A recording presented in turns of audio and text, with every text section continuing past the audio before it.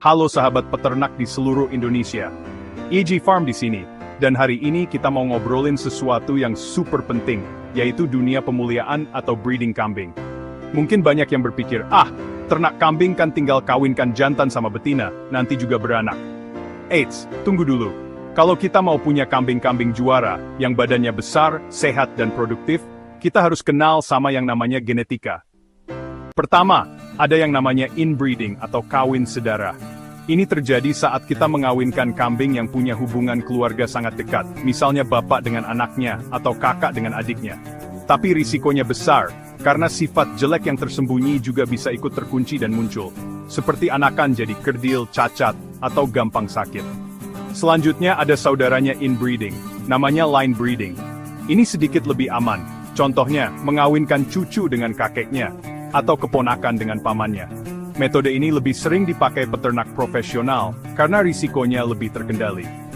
Nah, sekarang kita ke metode yang lebih terbuka, yaitu outcrossing. Ini adalah kebalikan total dari inbreeding. Terakhir, ada yang namanya crossbreeding, atau kawin silang. Dan ini menghasilkan fenomena keren bernama hybrid figure, atau heterosis.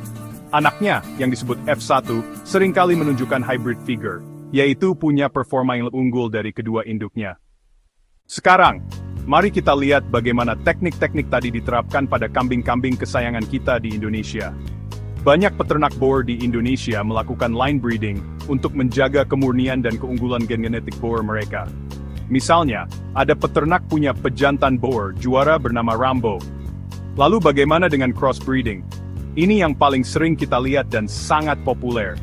Peternak sering menggunakan pejantan boer untuk disilangkan dengan induk lokal. Kambing peranakan etawa atau PI, yang terkenal sebagai kambing perah dan dwiguna juga sering menjadi objek pemuliaan. Sementara itu, inbreeding meskipun berisiko, kadang terjadi tanpa sengaja di peternakan skala kecil, terutama pada kambing kacang.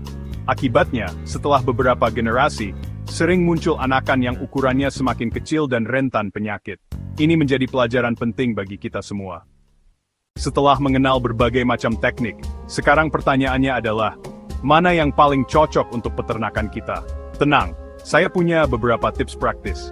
Pertama dan terpenting, tentukan dulu tujuan beternak Anda dengan jelas. Apakah Anda ingin fokus mencetak kambing pedaging super, atau ingin menghasilkan susu berkualitas?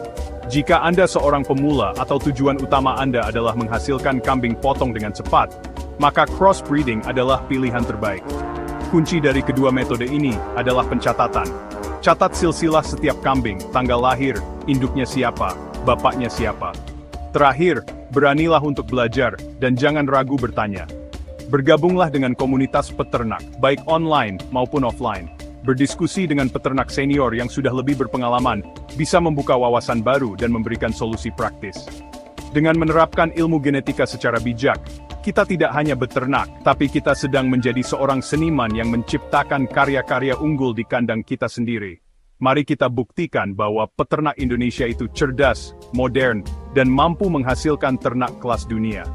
Sampai jumpa di video berikutnya, sahabat peternak.